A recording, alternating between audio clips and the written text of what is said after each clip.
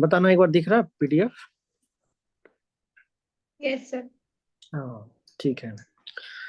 तो जिनको भी यूपीएससी करना है या कोई भी स्टेट पीसीएस का एग्जाम देना है तो आप हमसे जुड़ सकते हैं।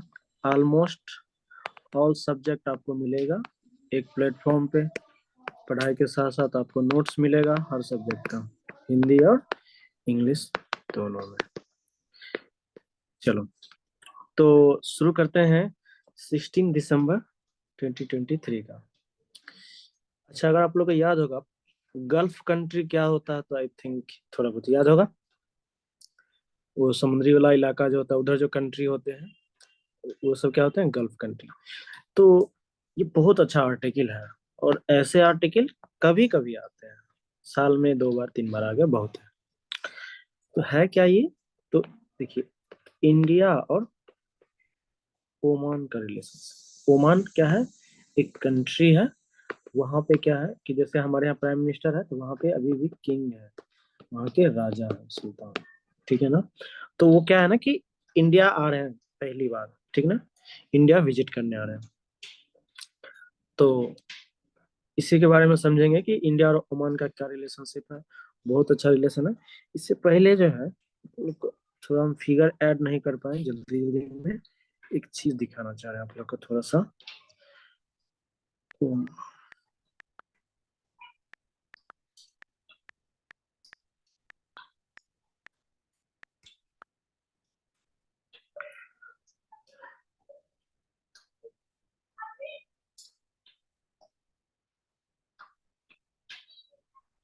अ, ये फिगर दिख रहा है आप लोग को? Yes sir. हम्म। देखिए, इंडिया इधर ओमान है तो बीच में अरेबियन सी है, दिख रहा होगा। तो अब देखिए क्या, अच्छा ये याद रखना, ओमान की राजधानी का मस्कट। देखिए कैसे इंडिया के लिए इम्पोर्टेंस है। थोड़ा सा पहले आपको कंटेक्स्ट देते हैं फिर आते हैं। देखिए सऊदी अरब दिख रहा है, यूएई दिख रहा है, दिख रहा है आप लोग को? Yes sir. ठीक है। और उधर देखिए कतर है, बहरीन है, ईरान है, इधर पाकिस्तान है, और इधर अपना इंडिया है। तो अगर हमको यहाँ पे अरेबियन सी के थ्रू अगर हमको ट्रेड करना है, अब मान लो कि सऊदी अरब से अगर हमें कुछ ट्रेड करना है तो बी सऊदी अरब से देखिए, कतर वाला जगह देखिए, सऊदी अरब देखिए, तो वहां से जगह आएगी यूएई, फिर उसके बाद क्या है, ओमान है ना, तो बीच में ये है। तो ये क्या करता है, जो हमारा वेस्ट एशिया वाला एरिया है ना, तो वेस्टर्न कंट्री के साथ हमारा क्या है, वेस्टर्न कंट्री के साथ देखिए एक मतलब मतलब क्या बोलते हैं, एक लिंक की तरह काम कर रहा है ये ओमान कंट्री।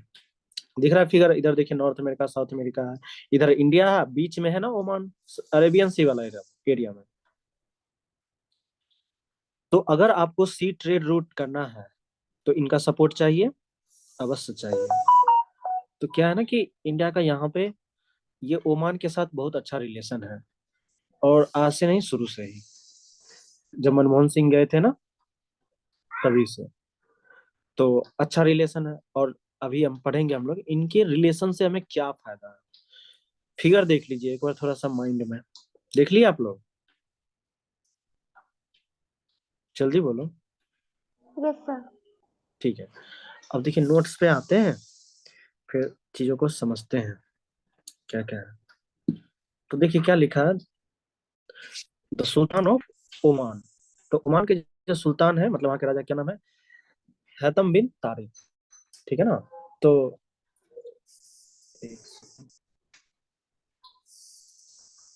हाँ, तो क्या बोल रहा है कि ये जो है इंडिया आ रहे हैं, तो आज ही आए हैं, ये आ गए हैं एक्चुअली। कहाँ पे? एक स्टेट विजिट के लिए आए, इंडिया आए हैं। तो क्या कहता है कि in what prove to be a landmark visit key agreements on trade, defence, security were agreed upon, making it a milestone in diplomatic relations between India and Oman. अब देखिए क्या कर रहा है कि ये जो इंडिया आएंगे ना, एक लैंडमार्क विजिट है, मतलब बहुत बड़ी अचीवमेंट होगी इंडिया के लिए।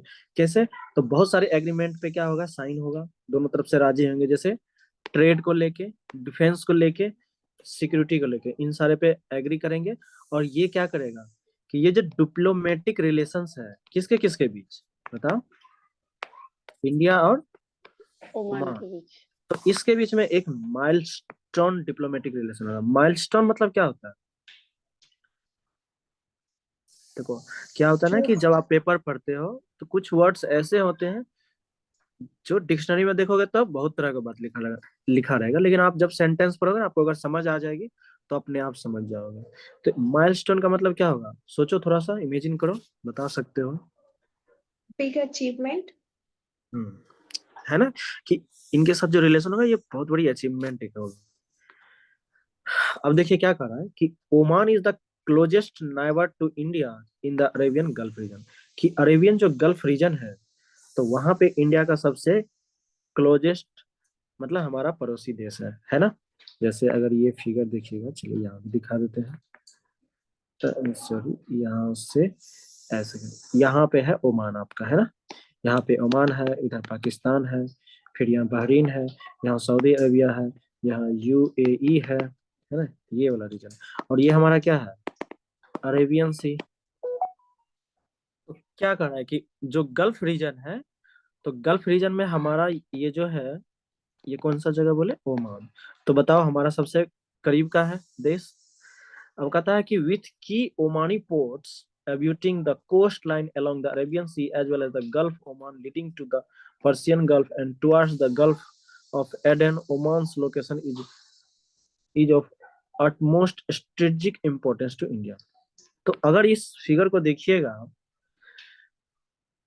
तो चाहे गल्फ रीजन की बात करें या पर्शियन गल्फ की, तो ये हमारे लिए क्या है? एक स्ट्रेटेजिक रिलेशन, मतलब स्ट्रेटेजिक लोकेशन है हमारे लिए कि नहीं है? अगर अरेबियन सी से हमको क्या करना है, इसके थ्रू अगर ट्रेड करना है, इस रूट को यूज करेंगे अरेबियन सी को, तो इम्पोर्टेंस है कि नहीं? देखिए, कतर और बहरीन के बीच से जो ये है ब्लू वाला कलर, क्या है? समुद्र है। तो इसके बीच से जो, मतलब यहाँ से अगर ट्रेड होगा इंडिया के साथ, और ये सब क्या है, मतलब गल्फ कंट्री जैसे यमन, ये सब है ना, कतर वगैरह ये सब। तो क्या है कि अगर आपको ट्रेड करना है इस रूट में, अरेबियन सी वाले रूट में, तो ये क्या है? एक स्ट्रेटेजिक लोकेशन है हमारा। कौन? ओमान। स्ट्रेटेजिक मतलब क्या होता है? पूछना चाहिए था आप लोग को। बताओ, कुछ भी, जो भी आपके मन में लगता है ट्राई तो करो। जाने का तरीका। देखो, अब बोलेंगे तो कोई कोई, अच्छा हाँ, जैसे हम लोग पढ़ाई के लिए क्या करते हैं कि स्ट्रेटजी बनाते हैं ना। नहीं समझे? एक टारगेट अच्छा। बनाते हैं ना हम अपना, क्या कहते हैं, डायरेक्शन फिक्स करते हैं। अच्छा, हमको ये पढ़ना, इतना सब्जेक्ट पढ़ना। तो ये आप क्या कर रहे हैं? अपना एक स्ट्रेटजी बना रहे हैं। तो उसी तरह हम जो अपना स्ट्रेटजी बना रहे हैं ना अपने देश का ट्रेड के लिए, तो उस स्ट्रेटजी के लिए ये लोकेशन क्या है, इंपॉर्टेंस है। अब आई बात समझ में? स्ट्रेटजी शब्द का मतलब नहीं आई समझ में? आगे सर। चल, ठीक है। अब देखो इसके साथ क्या करता है कि सऊदी अरेबिया, यूएई और ओमान, इन तीनों के साथ जो रिलेशन है, तो वो क्या करता है? Completes the trio of key strategic partnership of India in the Gulf region. कि गल्फ रीजन में, ठीक है ना, तो गल्फ रीजन में हमारा स्ट्रेटेजिक मतलब पार्टनरशिप कैसे अच्छा होगा?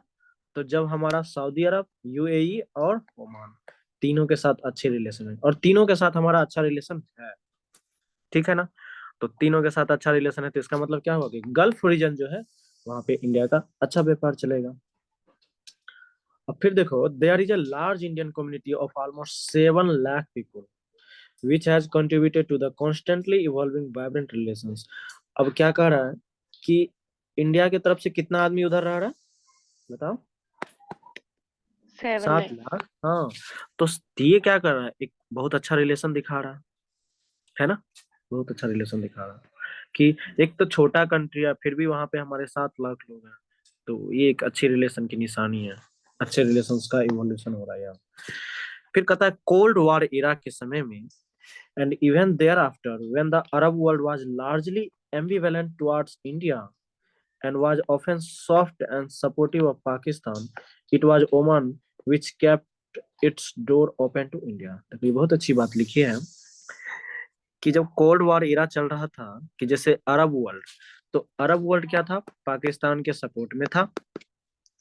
इंडिया की तरफ थोड़ा एम्बिवेलेंट था, ठीक ना, थोड़ा सा एंटी सेंटिमेंट्स था। तो ये भी मुस्लिम कंट्री है ओमान, लेकिन मतलब मुस्लिम ज्यादा है वहां पे, लेकिन उस टाइम में अरब सब नहीं था इंडिया के सपोर्ट में, और उस टाइम जो था ओमान का जो दरवाजा था इंडिया के लिए खुला हुआ था, समझ गए? तो इसलिए अच्छा रिलेशन है आज से नहीं, शुरू से ही। अब कहता है in a conflict prone region Oman has always been an island of peace. तो ओमान जो है, तो ओमान को हमेशा से क्या माना जाता है कि एक आई पीस ऑफ आइसलैंड है, मतलब ये लड़ाई झगड़े में नहीं आता, जहां तक कोशिश होता है क्या करता है ये, शांति का ही प्रस्ताव रखते हैं, समझ गए? हम्म, चलो अब आगे देखिए, कहता है during the Persian gulf crisis in 2019। तो जब पर्सियन गल्फ में थोड़ी क्राइसिस हुई, मतलब वहां पे मनमुटाव हुआ उन लोगों के बीच में, तो कहता है when the United States and Iran were on the brink of military conflict it was Oman which played a key role in diffusing tensions. ये क्या कर रहा है कि पर्सियन गल्फ में एक क्राइसिस आया, क्राइसिस मतलब संकट आया 2019 में। क्या संकट था? तो जो यूएस था और ईरान था, तो ये दोनों क्या हुआ, मिलिट्री कॉन्फ्लिक्ट पे उतर गए। मतलब कॉन्फ्लिक्ट मतलब लड़ाई, मतलब दोनों एक दूसरे तरफ मिलिट्री मतलब लड़ाई करना चाहते थे, ये लोग भी लड़ना चाहते थे यूएस और ईरान में। तो उस टाइम ओमान क्या किया, बोला कि नहीं नहीं लड़ाई नहीं करना आप लोग को, ये जाके दोनों को मैटर को सॉर्ट आउट कर दिया, मतलब लड़ाई नहीं हो रहा था, डिफ्यूज कर दिया टेंशन को। समझ रहे हैं इसका रोल, मतलब शांति चाहता हमेशा ये। अब देखो, India Oman strategic partnership, strategy समझ में आया? स्ट्रेटजिक नहीं समझे? जल्दी बोलो यार, नहीं समझ में आ रही? आवाज आ रही है आप लोग को? आगे आगे सर।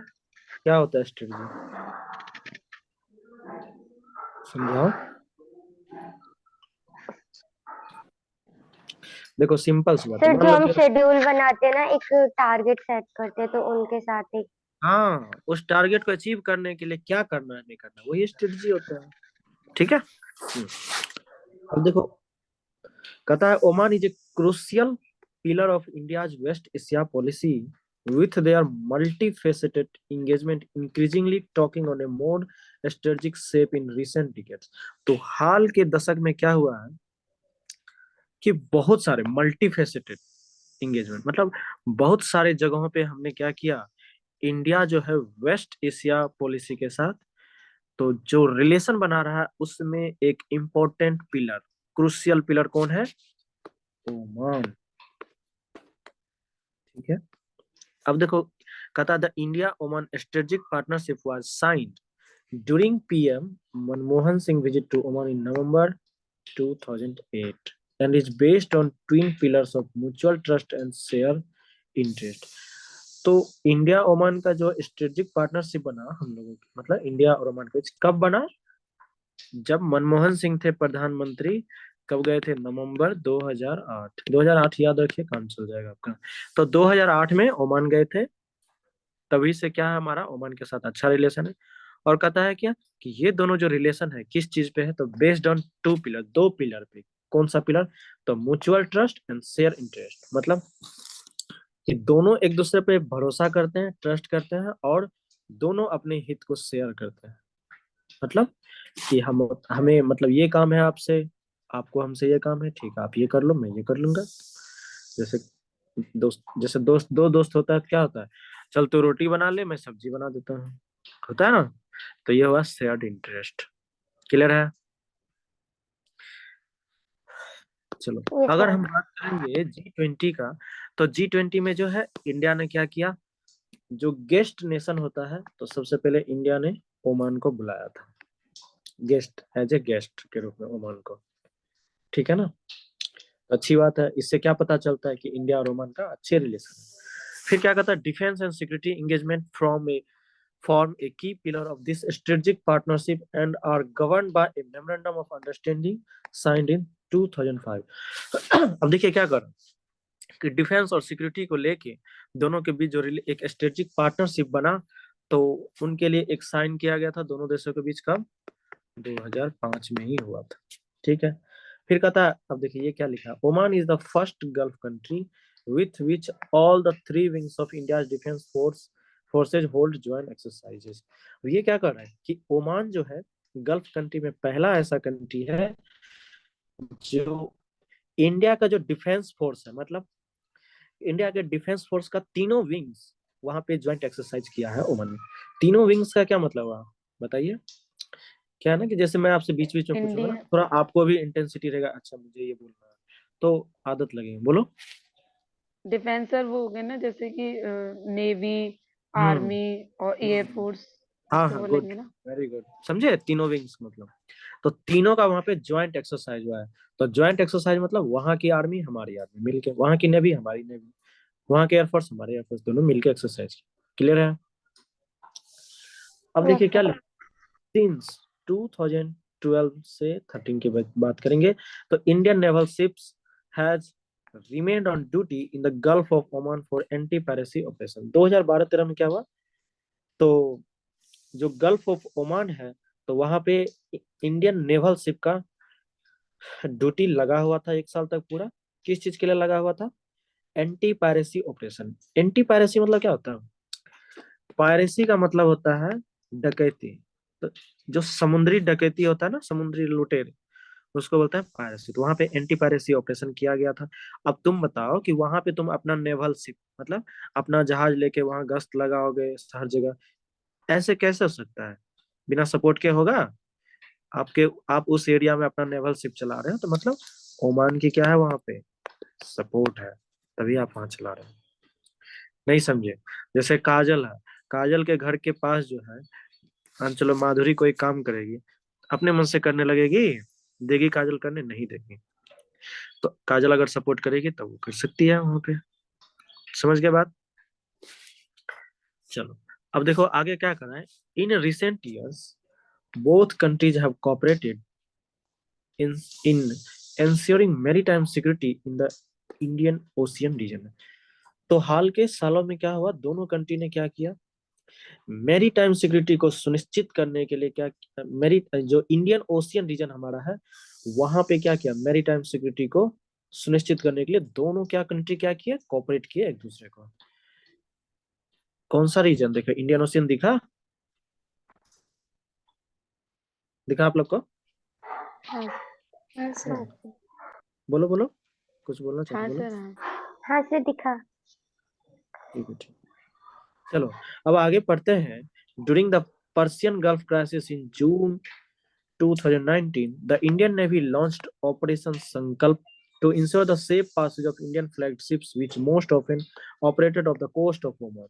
अब ये क्या कर रहा है कि जब पर्सियन गल्फ क्राइसिस आया था, तंगी आया था कहाँ पे, मतलब जून 2019 में, तो उस टाइम क्या हुआ कि इंडियन नेवी जो हमारा था, तो उस टाइम ऑपरेशन चला रहा था संकल्प।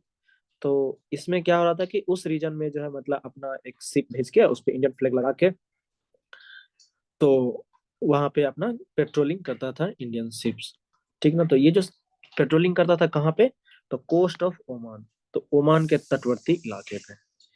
तो वहां पे एक पोर्ट है, दुक्कम, दुक्म, क्या है, दुक्कम या दुक्म बोलिए, DUQM है, दुक्कम पोर्ट। दुक्कम पोर्ट मतलब समझे, जहाँ पे जहाजों को लगाया जाता है पहुंचने के बाद।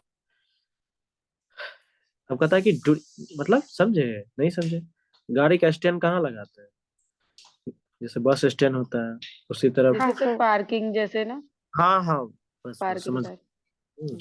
तो मेमोरेंडम ऑफ अंडरस्टैंडिंग एक साइन किया गया किस चीज के लिए, डुकम पोर्ट के लिए।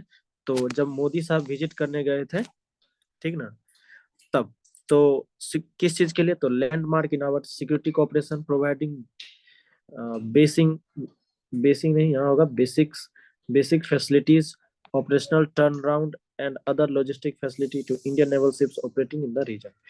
तो दुकम पोर्ट के लिए जो है दोनों देशों के बीच एक एग्रीमेंट हुआ था, जिसमें मतलब ये एक हिस्टोरिक का लैंडमार्क था, जब मोदी साहब गए थे तब सिक्योरिटी कोऑपरेशन दोनों देशों के द्वारा, फिर बहुत सारी बेसिक जो फैसिलिटी है वो दी गई इंडिया को। फिर उसके बाद operational turn around and other logistic facility, मतलब कि जैसे वहां पे गए, अगर मान चलो कुछ राशन की कमी हो गई, गाड़ी मतलब जो शिप है पेट्रोल डलवाना है, पेट्रोल खत्म है, तो ये सारे फैसिलिटी जो है किसके द्वारा प्रोवाइड किया जा रहा था, ओमान के द्वारा।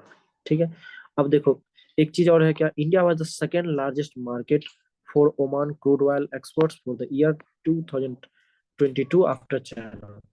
तो चाइना के बाद दूसरा जो सबसे बड़ा देश है ओमान के लिए वो है इंडिया। किस चीज के लिए? तो क्रूड ऑयल एक्सपोर्ट के लिए। क्रूड ऑयल मतलब समझे, जो कच्चा तेल होता है, जैसे पेट्रोल डीजल होता है ना, तो क्रूड ऑयल को पहले क्या किया जाता है, इसको ले जाता है रिफाइनरी में। रिफाइनरी में जाने फिर के बाद इनको अलग अलग कर देता है। हाँ, फिर उसको प्यूरिफाई करके फिर उसके बाद अलग अलग किया जाता है, पेट्रोल डीजल केरोसिन ग्लिसरीन। ठीक ना। तो कहता है कि क्रूड ऑयल को एक्सपोर्ट जो करता है ओमान, तो इंडिया क्या है, दूसरा सबसे बड़ा देश है जो उससे तेल लेता है। तो इसलिए हमें रिलेशन और भी अच्छे बनाने पड़ेंगे। फिर क्या कहता है कि अक्टूबर 2022 में इंडिया और ओमान ने लॉन्च किया क्या चीज ओमान में, रुपए डेबिट कार्ड। रुपए डेबिट कार्ड समझते हो?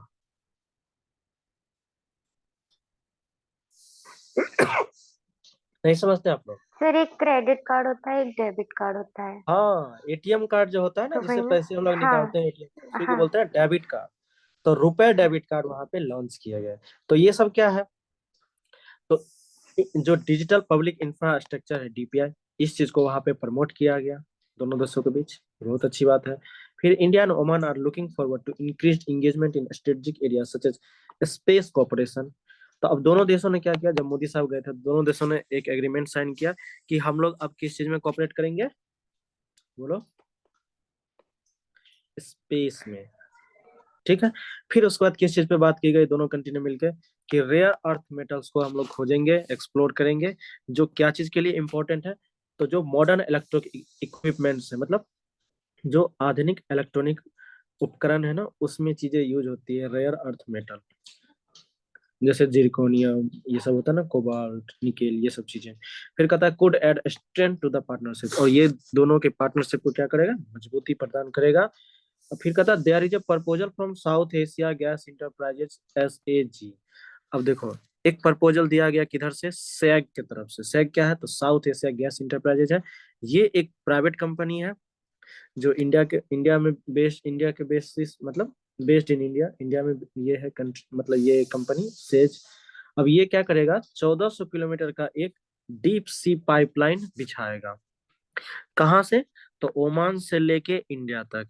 किस चीज के लिए, तो ट्रांसफर ऑफ गैस के लिए। ओमान से गैस आएगा हमारे कंट्री, तो 1400 किलोमीटर का एक, मतलब गहरे समुद्र में पाइपलाइन बिछाया गया, तो ओमान से होते हुए आएगा। ठीक है, तो ये एक अच्छा मतलब न्यूज था। चलो अब देखो, एक अर्बनाइजेशन को लेके कुछ बात की गई है।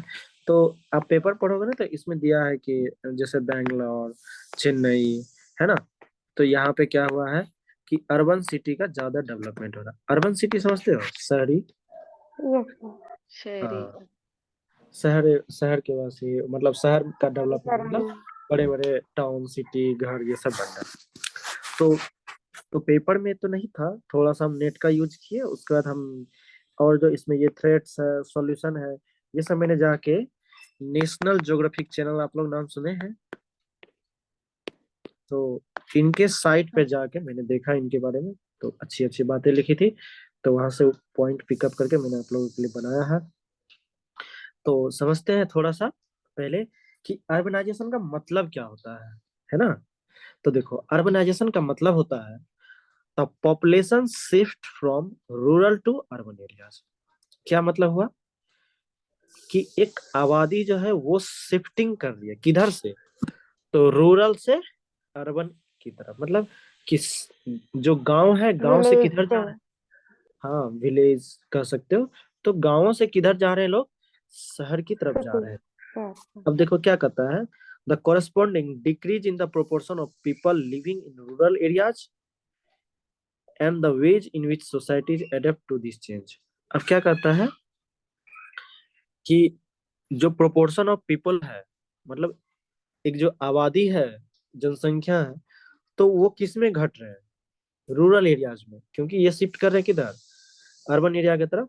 तो जो रूरल एरिया हमारा जो ग्रामीण है, जो गांव है, तो वहां पे लोगों की संख्या क्या कर रही है, जनसंख्या घट रही है। और कहता है and the ways in which societies adapt to this change. और कहता है कि इसलिए जो सोसाइटी है वो इस चेंज को क्या किया है, एडेप्ट कर लिया है। मतलब कंटिन्यूअस बेसिस पे क्या हो रहा है, ये शिफ्टिंग चलती जा रही है। अगर आप लोग शहर में हैं तो ये चीज आप लोगों को देखने मिलता होगा। पहले लोग गांव में रहते थे, वो देखो धीरे धीरे शहर एकदम कंजेस्टेड होते जा रहा है, एकदम भीड़ भाड़ वाला इलाका बनते जा रहा है। तो इस चीज को हम समझेंगे यार कि इससे क्या क्या परेशानी होता है, गवर्नमेंट को क्या चैलेंज होता है। इससे आप ये भी समझोगे कि शहर में क्यों इतनी प्रॉब्लम्स है, सरकारें हैं, सरकार से क्यों नहीं प्रॉब्लम सॉल्व हो रहा है, अभी समझेंगे। तो इसलिए इम्पोर्टेंट है। अब ये जब आप समझोगे ना, फिर क्लाइमेट चेंज को इससे लिंक करोगे, तब फिर मजा आएगा जब आप मेंस में राइटिंग लिखोगे इन चीजों पे कि कैसे अर्बनाइजेशन से क्लाइमेट इफेक्ट हो रहा है, मतलब क्लाइमेट चेंज पे भी इफेक्ट डाल रहा है ये। चलो अब देखो, कहता है it can also mean population growth in urban areas instead of rural ones. तो कहता है क्या इसका ये भी मतलब हो सकता है कि रूरल में जो गांव है, गांव में ग्रोथ की बजाय कहाँ पे ग्रोथ हो रहा है, अर्बन में, शहरी शहर क्षेत्र में। में क्या हो रहा है, पॉपुलेशन का ग्रोथ हो रहा है। इसे भी हम अर्बनाइजेशन कह सकते हैं। अर्बनाइजेशन का मतलब तो यही हुआ कि हाँ सर। गांव के बजाय कहाँ पे, मतलब जो आबादी है ग्रो कर रही है, अर्बन में, अच्छा। अर्बन एरिया मतलब शहरी क्षेत्र में। ठीक है। अब देखो क्यों लोग आते क्यों हैं, कोई बताओ क्यों लोग चले आते हैं। काम के सर लिए सर, एजुकेशन के लिए भी आते हैं पढ़ाई बच्चों के की, लिए। हाँ, और काम के लिए भी आते हैं। गुड, यही सब तो समझ में आना चाहिए। अच्छी है दोनों की बातें। और देखो क्या सर कहता है, इलाज के मतलब डॉक्टर्स वगैरह या वो हॉस्पिटल्स हाँ, वगैरह अच्छी में सुविधा लाते हैं, नहीं होती है ना वो इसलिए ट्रीटमेंट होती टेम्पोररी, है ना। वो सर। हाँ। टेम्पोररी है, वो टेम्पोररी है। अच्छा, मतलब हमेशा के लिए। हाँ। अब देखो क्या कहता है, तो ये the promise of jobs and prosperity among other factors pulls people to cities. अब लोगों को क्या लगता है कि मैं शहर जाऊंगा तो वहां जॉब मिलेंगे, वहां पे हमें बड़ा सुख मिलेगा, है ना, और सारे भी फैक्टर हैं। तो लोग क्या सिटी की तरफ खींचे चले जाते हैं। अब देखो यहाँ डेटा एक दिया हुआ है, half of the global population already lives in cities. अगर दुनिया की आबादी बोलेंगे 100%, तो 100% का जो 50% है, तो ऑलरेडी जो 50% लोग हैं आबादी का, कहाँ पे रह रहे हैं, शहरों में रह रहे हैं। और एक अनुमान लगाया गया है कि 2050 तक 2/3 पॉपुलेशन जो है, कहाँ पे लोग शिफ्ट कर जाएंगे, शहर में, अर्बन एरिया में।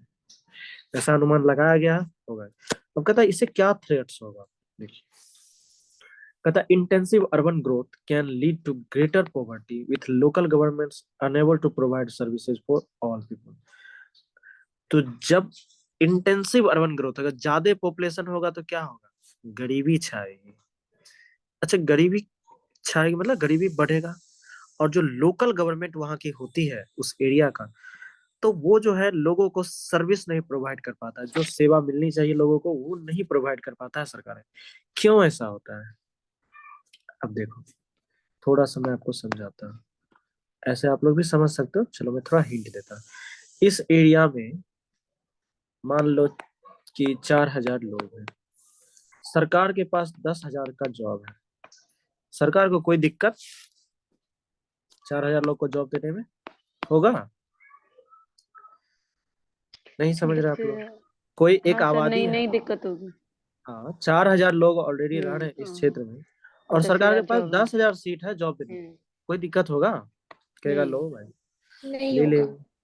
4,000 लोग रहेंगे, तो मान लो सबके पास तो 4 व्हीलर नहीं होगा, 1,000 के पास जरूर होगा। ठीक। हम्म। अब देखते जाओ, अब 4,000 के जगह लोग आ जाए 4 लाख, आबादी तो ऐसे ही बढ़ रहा है, हम्म। तब सरकार की तो जॉब कितना दे पाएगी, 10,000 हार्डली करेगा, 20,000। बाकी सब क्या होंगे, अनएम्प्लॉयड हो जाएंगे। अब गाड़ी था 1,000, अब 10 लाख, 4 लाख आबादी हो गया, तो जरूर है 1 लाख के पास गाड़ी होगा। तो क्या ये पॉल्यूशन फैलाएंगे, होगा ना। फैलाएंगे। हाँ। हाँ, समझ गए हाँ सर। कि पॉपुलेशन इंक्रीज होने से क्या क्या असर होता है। हमारा जो देश है इंडिया, यहाँ पे अनएम्प्लॉयमेंट, गरीबी, ठीक ना, और कंजेशन, एयर पोल्यूशन, सबसे वाटर ज्यादा। पोल्यूशन, साउंड पोल्यूशन, दुनिया भर का जितनी सारी प्रॉब्लम्स है वो अर्बन एरिया में है। और ड्यू टू द रीजन, क्या है इसका, the reason behind is the population explosion. Population grow नहीं, पॉपुलेशन एक्सप्लोजन, मतलब जनसंख्या जो बढ़ रही है ना, धमाके के साथ बढ़ रही है। समझ में आ रही है बात आप लोग को। क्या प्रॉब्लम्स है। हाँ सर। अब देखो, चलो छोड़ो उन सब बातों को। अब देखो, concentrated energy use leads to greater air pollution, significant impact on human life. अब देखो क्या कर रहा है कि एनर्जी का ज्यादा से ज्यादा यहाँ यूज कर रहा है, जिसकी वजह से क्या हो रहा है, एयर पॉल्यूशन हो रहा है, हो रहा है। कंसंट्रेटेड एनर्जी मतलब ढेर सारे गाड़ी यूज होगा, ढेर सारी दुनिया भर का चीजें चलेगा तो एयर पोल्यूशन होगा। और यही एयर पोल्यूशन फिर लोग सांस लेगा तो क्या होगा, उसके ह्यूमन हेल्थ पे भी असर करेगा। करेगा ना जी, करेगा। फिर कहता है automobile exhaust produces elevated leads in urban air. और ये जो गाड़ी घोड़े चलते हैं ना, इसकी वजह से जो है एग्जॉस्ट प्रोड्यूसेस होते हैं, जो अर्बन एयर को क्या करता है, और बेकार करता है, एकदम लेवल में लेके जाता है। फिर कहता है large volumes of uncollected waste create multiple health hazards. अब जो बहुत सारे कचरे होते हैं जिसको जमा नहीं किया जाता है एक जगह, इधर उधर बिखरे पड़े हैं, इसकी वजह से क्या होता है, मल्टीपल हेल्थ हैजार्ड्स होते हैं, मतलब बहुत सारी बीमारियां इससे होती हैं। ये सारे पॉइंट्स मैंने नेशनल ज्योग्राफी से लिखा है और वो रिसर्च करके डाला हुआ है। फिर आप क्या कर रहा है, urban development can magnify the risk of environmental hazard such as flush flooding. क्या कह रहा है कि अर्बन डेवलपमेंट की वजह से क्या हो रहा है, तो जो रिस्क ऑफ इन्वायरमेंटल हैजार्ड्स है वो बहुत ज्यादा बढ़ रहे हैं। जैसे फ्लश फ्लडिंग, फ्लश फ्लडिंग मतलब क्या हुआ, अचानक से बाढ़, मतलब अचानक से बाढ़ आ गया और बहुत बाढ़ आ गया, बहुत सारा पानी आ गया, इसको बोलते हैं फ्लश फ्लडिंग। हो रहा है कि नहीं ऐसा, नहीं हो रहा है। अरे उत्तराखंड में आया, सिक्किम में आया, अरुणाचल प्रदेश में हो आया, रहा है हिमाचल तो। में आया, समझे। है, क्यों हो रहा है समझ रहे हैं ना, कंजेशन हो रहा है, वहां पे आबादी कम रहने का है, अरुणाचल प्रदेश या सिक्किम में। अब वहां लोग भरते जा रहे हैं तो होगा ये सब दिक्कत। अब कहता है कि क्यों होगा, समझ में आ रहा है ना, पॉपुलेशन बढ़ेगा तो एयर पोल्यूशन, इन्वायरमेंट असर होगा तो ऑब्वियसली ये सब चीजें होगा। फिर कहता है pollution and physical barriers to root growth promotes loss of urban tree cover. अब देखो पॉल्यूशन और उसके बाद जो फिजिकल बैरियर्स होता है, फिजिकल बैरियर्स मतलब कि अब ये जगह है, रोड बनाना है, चलो काट के हटा दो, रोड बना दो, ये होता है फिजिकल बैरियर्स। किसके लिए, तो मतलब क्या कहते हैं, जैसे प्लांट एरिया है, प्लांट डेवलपमेंट के लिए क्या है, फिजिकल बैरियर्स है। अब रोड मान चलो जंगल है, कहता है जंगल को साफ करवा दो, यहाँ घर बना दो। तो ये सब चीजें कहता है पॉल्यूशन और फिजिकल बैरियर्स, ये क्या है, root growth promote loss of urban tree cover. तो इसकी वजह से क्या होता है कि जो अर्बन, क्या कहते हैं, मतलब जो शहर में जो अर्बन ट्री होता है, तो उसका जो लॉस हो रहा है उसे ये प्रमोट करता है, कौन, पॉल्यूशन और फिजिकल बैरियर्स। फिर क्या कहता है animal population are inhabited by toxic substance, vehicles. फिर क्या कहता है and the loss of habitat and food sources. तो एनिमल पॉपुलेशन की वजह से क्या होता है, हाँ, फिर वे टॉक्सिक सब्सटेंस, मतलब वो जो है ना जानवर सब, तो जानवर सब भी बढ़ेगा, आदमी बढ़ेगा, तो उसकी वजह से भी क्या होता है, टॉक्सिक सब्सटेंस बढ़ते हैं, व्हीकल्स बढ़ते हैं। फिर उसके बाद जो फूड सोर्स होता है, ये सब चीज का क्या होता है, हैबिटेट लॉस हो जाता है, फूड सोर्स और हैबिटेट दोनों चीज खत्म हो जाते हैं। मतलब एनिमल का जो पॉपुलेशन होता है ना, उसका हैबिटेट फूड सोर्स सब खत्म हो जाता है इसकी वजह से, मतलब टॉक्सिक सब्सटेंस जो एनवायरनमेंट में जो व्हीकल्स है उसकी वजह से। चलो ये सब तो बड़े रीजंस, मतलब रीजंस में मतलब क्या क्या होने वाला है, इसका सॉल्यूशन क्या होना चाहिए, ये भी तो जरूरी है। तो देखो क्या कहता है, combat poverty bye promoting economic development and job creation. तो मिलके लड़ना चाहिए, किस चीज के लिए, गरीबी के लिए लड़ना चाहिए, और इकोनॉमिक डेवलपमेंट को प्रमोट करना चाहिए, और जॉब क्रिएशन करना चाहिए ज्यादा से ज्यादा। और लोकल जो कम्युनिटी है, ठीक ना, उसे लोकल गवर्नमेंट में क्या करना चाहिए, इन्वॉल्व करना चाहिए। इसको कोई बता सकते हो ऐसा क्यों बोला गया है कि लोकल सर गवर्नमेंट जो जो, विलेजेस, हाँ, बोलो। जो विलेज से लोग बाहर आते हैं ना शहर में, तो वो लोग विलेज में सारी उनको सुविधाएं मिलेंगी तो वो वहीं पर रहेंगे ना, तो वो नहीं नहीं वहां पर नहीं जाएंगे। नहीं नहीं, मैं बताता हूँ, एक बात होता, पहले एग्जांपल देता हूँ। आप मथुरा में है ना, तो हाँ सर। मथुरा में आप हैं, तो मथुरा के आसपास जो है क्या प्रॉब्लम्स हैं, ये आपको पता है या नरेंद्र मोदी को पता है, मुझे हमें जी। पता है। आप लोग को पता है आपके आसपास का। तो इसलिए लोकल गवर्नमेंट में जब लोकल कम्युनिटी को हम क्या करेंगे, भागीदारी बनाएंगे, तो प्रॉब्लम को पता रहेगा ना उसे क्या प्रॉब्लम है, तो वो सॉल्व करेगा। इसलिए आई बात समझ में? तो फिर वो सॉल्व कर देगा तो फिर वो चीजें वहीं पर रहेंगी ना, इसलिए वो बाहर भी नहीं जाएंगे। नहीं, वो तो बात की बात है, मेन चीजें ये है, समझे? ठीक है। अब जैसे मान लो कि शिक्षा मंत्री बनाना है। अब शिक्षा मंत्री आप बना दो किसको?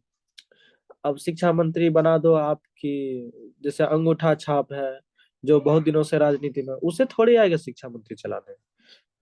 उसमें उसी को बनाना चाहिए ना जो उस विभाग में एक्सपर्ट है।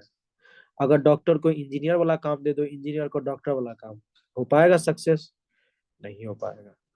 अब ये बात समझ में? इसलिए लोकल गवर्नमेंट में लोकल कम्युनिटी का इन्वॉल्व होना जरूरी है। फिर क्या करा? Reduce air pollution by upgrading energy use and alternative transport system. अगर एयर पॉल्यूशन को घटाना है तो हमें क्या करना पड़ेगा? अपग्रेडिंग एनर्जी यूज करना है। मतलब कि जो हम लोग एनर्जी यूज करते हैं उसको अपग्रेड करना है। इसका क्या मतलब है कि कोयला से बिजली प्राप्त करते हैं ना, तो हमें सोलर से प्राप्त करना पड़ेगा। और अल्टरनेटिव ट्रांसपोर्ट सिस्टम खोजना पड़ेगा। मतलब कि ट्रक बसों के अलावा कौन सा ट्रांसपोर्ट सिस्टम यूज करेंगे जिसमें पोल्यूशन कम होगा। ठीक है। हाँ चलो, एक चीज मैं इस पे बताता हूँ, अपना व्यू देता हूँ। मैं बताऊँ कि ये ट्रांसपोर्ट कैसे कम हो सकता है, अगर सरकार चाहे तो कर सकती है। जैसे मान लो कि दिल्ली है, मैं दिल्ली में हूँ। अगर दिल्ली में सब्जी चाहिए, दूध चाहिए, फल चाहिए, तो जो दिल्ली के आसपास वाला एरिया है ना, वहां का फल सब्जी दिल्ली वाले को ही मिले। अगर हर स्टेट में ऐसा कर देगा तो क्या होगा? ट्रांसपोर्ट कम होगा, तो कम पोल्यूशन होगा। क्या सही लग रहा है आपको ये पॉइंट्स? नहीं लग रहा? अब प्याज आता है महाराष्ट्र से दिल्ली, नागपुर से, ठीक है ना? तो इतना हैवी ट्रांसपोर्ट हुआ ना। अगर दिल्ली के आसपास वाला एरिया से प्याज मिल जाए दिल्ली को, तो ट्रांसपोर्ट बचेगा। नहीं समझ में आ रही है? समझा सर। मतलब सर समझे सर। जो नेबर हम्म, की हाँ बोलो स्टेट काजल। है। मतलब सर यहाँ हम रह रहे हैं, वो सारी सुविधा हमें वहीं मिल जाए तो बाहर से लाने आने की दिक्कत ही नहीं रहेगी, यही ना? हाँ तो हाँ, ठीक है। अब क्या करा? Create private public partnership to provide services such as waste disposal and housing. अब कहता है waste treatment, waste disposal and house, मतलब घरों में जो कचरे होते हैं या बाहर में जो कचरे पड़े होते हैं, तो इनको हमें डिस्पोज कैसे करना, खत्म कैसे करेंगे? तो हमें इसमें प्राइवेट पब्लिक पार्टनरशिप को क्रिएट करना चाहिए। मतलब कि सरकार के साथ साथ जो प्राइवेट लोग हैं, आम लोग हैं, उन्हें भी क्या करना पड़ेगा? पार्टनरशिप करना पड़ेगा उनके साथ मिलके, तब ये चीजें होगा। अब देखो क्या करा। Plant trees and incorporate the care of city green spaces as a key element in urban planning. तो अर्बन जो प्लानिंग की जाती है, किसी शहर की प्लानिंग की जाती है, तो उसमें क्या होना चाहिए? प्लांट ट्री मतलब क्या हुआ? पेड़ को लगाना चाहिए। ट्री मतलब पेड़, प्लांट मतलब लगाना होगा, पेड़ को लगाना चाहिए। और जो सिटी, मतलब और क्या कहते हैं कि incorporate the care of city green spaces. और हमें सिटी को ग्रीन कैसे बनाना है, इस चीज के लिए भी ध्यान देना चाहिए। और कहता है ये दोनों चीज, प्लांट ट्री और सिटी ग्रीन स्पेसेस, मतलब कि एक स्पेस हर जगह मतलब बना के हम रखेंगे कि पेड़ पौधे लगाना, जो भी चीजें जरूरत है इन्वायरमेंट के अच्छे के लिए। तो ये सब क्या है? की एलिमेंट्स है अर्बन प्लानिंग के लिए। ये सब चीजें करनी चाहिए। होता तो है ये सब चीज, लेकिन सिर्फ पेपर में होता है, जमीनी स्तर पे नहीं। इसलिए ये हाल है। समझ गया? तो चलिए, जिन किन को भी पीडीएफ चाहिए डेली, तो आप मुझे मैसेज कर सकते हैं, इस नंबर पे आपको डेली पीडीएफ प्रोवाइड होगा। चलिए ठीक है, कल मिलते हैं।